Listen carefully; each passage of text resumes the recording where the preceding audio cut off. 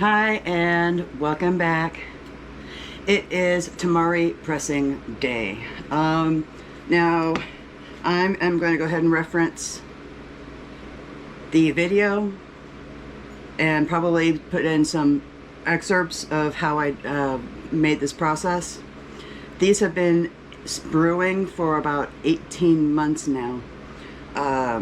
They are ready. And hopefully I'll be able to get a comparison. I've got 3 of these of how dark this is versus how light it was whenever I first started. It is 8:30 in the morning and I am dripping. It has been humid, it has been hot. So everybody stay hydrated, everybody stay cool. I also saved up for a new toy. I'll show you it here in a minute. I actually needed a new one. My original that's lasted for about 20 years actually broke. It was a little desktop press that you can do everything on your countertop, small batches at a time. This one, I went much larger because it's not just the soy sauce tamari that I press. I get an abundance of fruit and apples at a time, and this will also help in processing juices and such. So let's get started. Alright, so we are in a room. It's got a lot of echo. It's a small room. That took us months to clean out and sort out. And we're going to go ahead and use this room for this because my kitchen is a mess, and like I said, it's already 8:30 in the morning and I'm sweating profusely.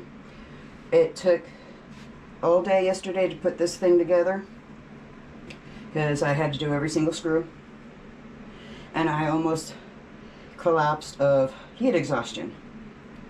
So we're going to go ahead and do this in here, where there's a hint of air conditioning coming into this room. This is a 3-gallon fruit press with the thing on the bottom. This comes off and comes apart. It also has spacers and presses. So we're going to go ahead and get started on this one.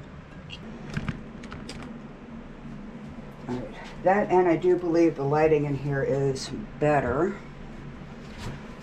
So we're going to go ahead and add the bag that it came with. Now this is made for bigger pieces. So we're going to line this with all the arsenal that I have. I have all of my cheesecloth, all of my muslin, and I even have a brew in a bag mesh bag to be able to press it. Now this is made for almond milk, so this would work pretty much perfectly.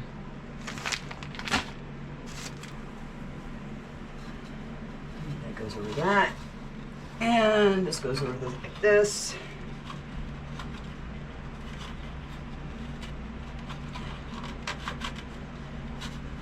Ish.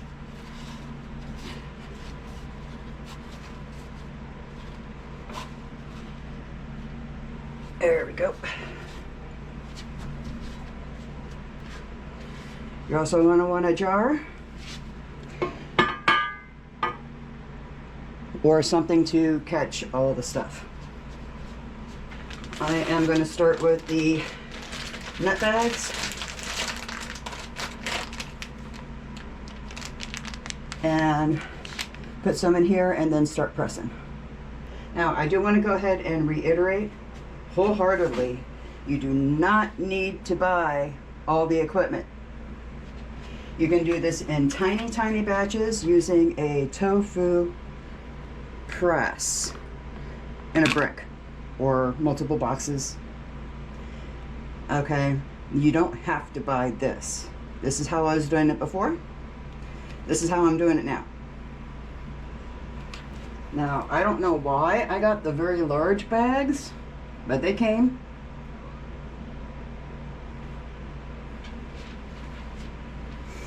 We're going to go ahead and dump one of these in the bag and then press.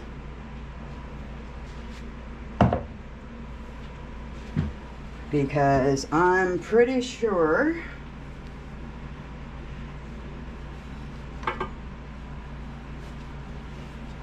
that's all we're going to need.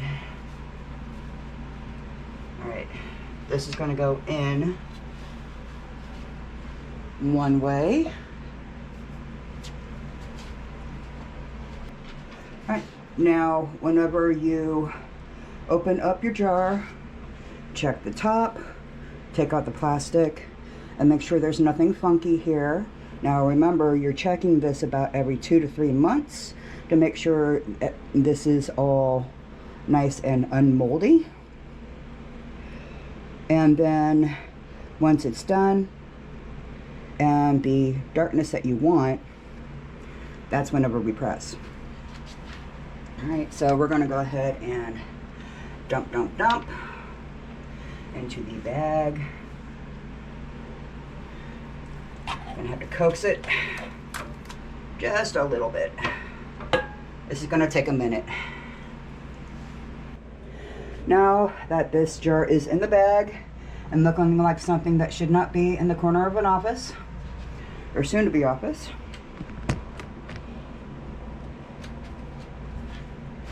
we are going to go ahead and evenly wrap this around.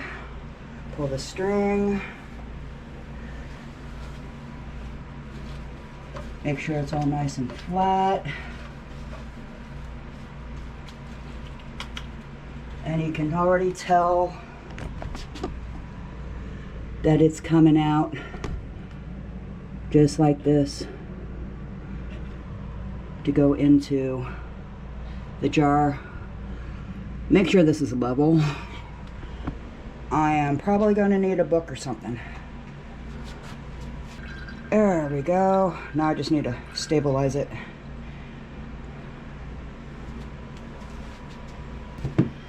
Now, on its own, it'll get out a lot.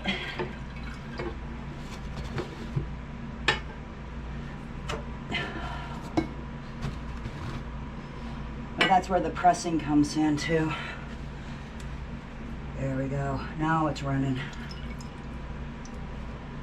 This is not fixed. It moves. So we need to get the weights in here. It comes with this. Okay, so there's weights. If you don't want your wood to be stained with whatever you're pressing, which to me it doesn't matter, then you can put some plastic around that. This also comes with blocks.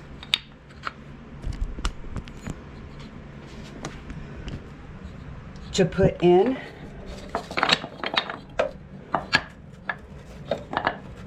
To build up the pressure. Because it's so low, we're going to use all of them.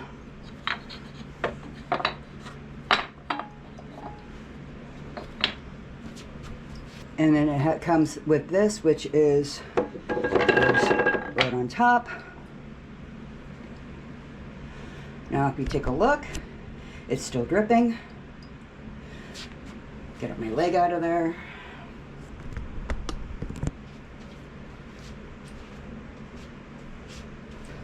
And here comes the screw. So we want to twist this, and twist, and twist, all the way to the bottom.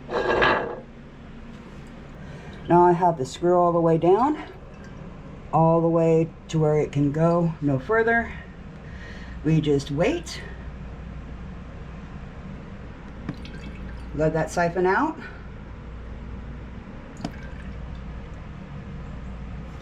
And then take it all out, unscrew it, put another bag in there, and then press again. And repeat 2 more times.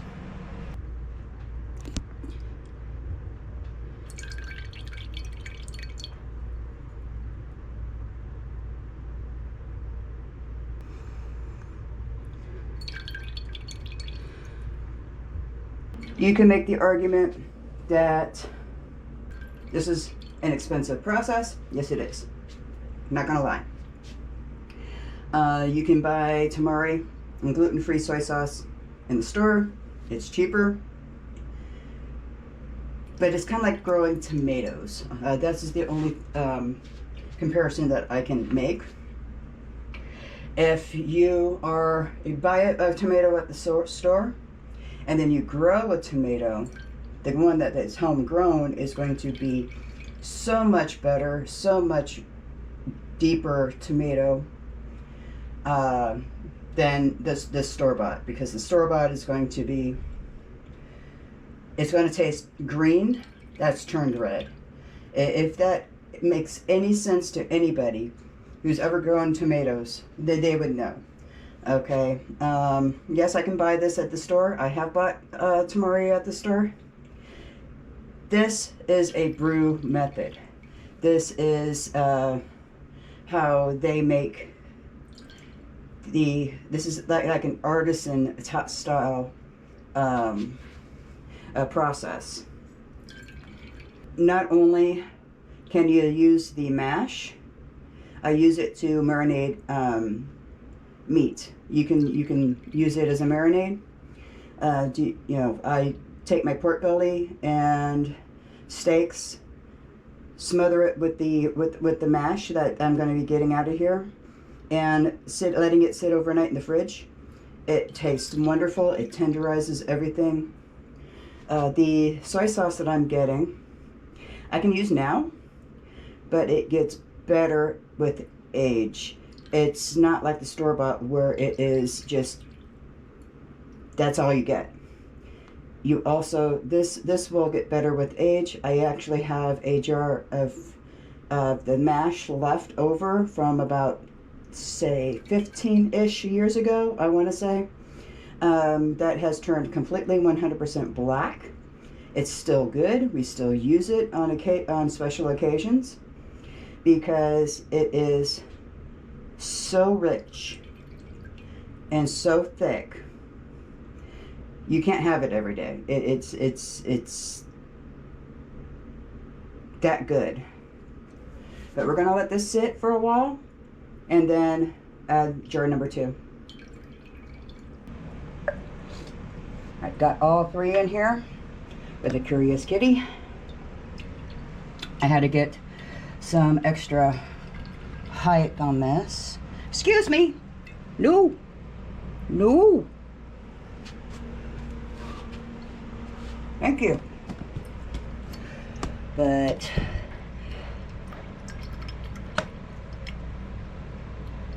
this way I can add more pressure.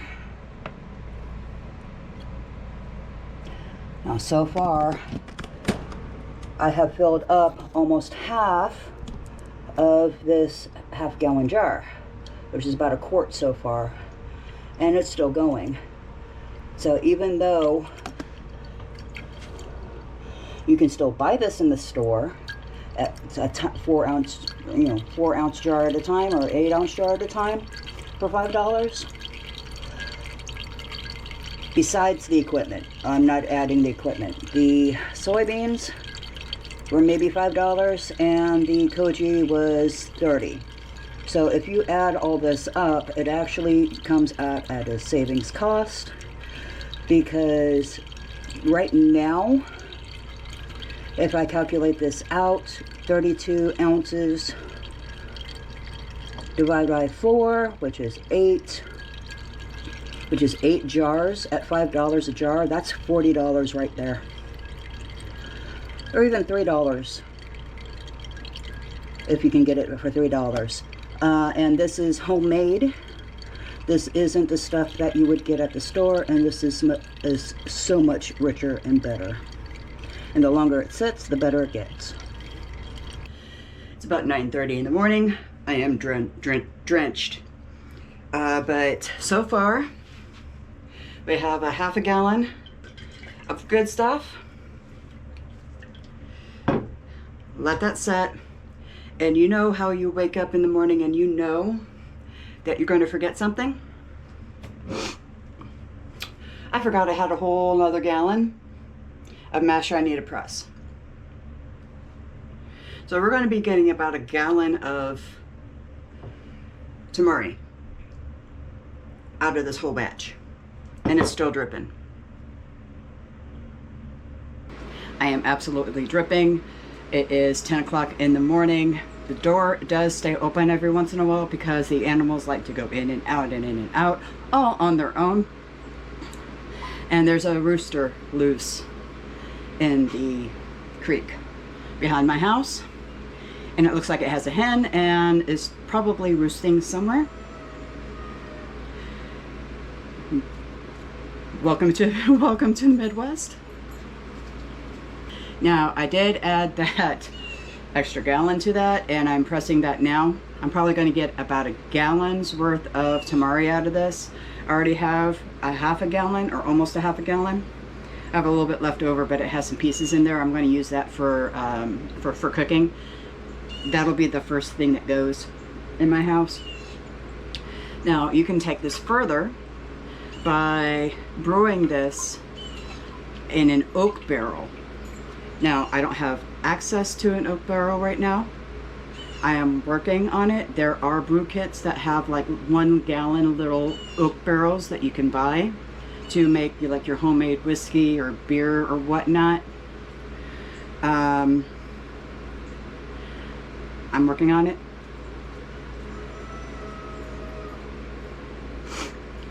But it's a lot of rinse and repeat, and it's probably going to take all day to press that out. So initially, in the first hour and a half, I have a half a gallon of Tamari. Now there is a difference between Tamari and soy sauce. Soy sauce is brewed with wheat berries. I cannot have wheat berries. The recipe that I use in that video that I'm going to be referencing in this video, I replaced the wheat berries in the soy sauce recipe with more soybeans. Typically it is a 1-to-1 ratio, 1 part soybeans, 1 part wheat berries, and then you add your salt and koji. You don't add water to it. It takes the water out of the soybeans, and that is what you're pressing. This all was in the soybeans themselves. So you don't have to worry about having it diluted at any time. Now if you want to, you can sterilize this, boil it, stop the brewing process, and use it as is. You can even can this, which will stop the brewing process. It'll stop the ferment process. Or you can put it on the back of your fridge as is and let it get deeper in flavor. The longer it sits, the darker it gets, and the deeper the flavor gets. Well, that's it for today. It's been a long morning already and hot. I'm gonna go ahead and try to cool off before I go to work. Thank you for joining. Hope you enjoyed, and we'll see you next time.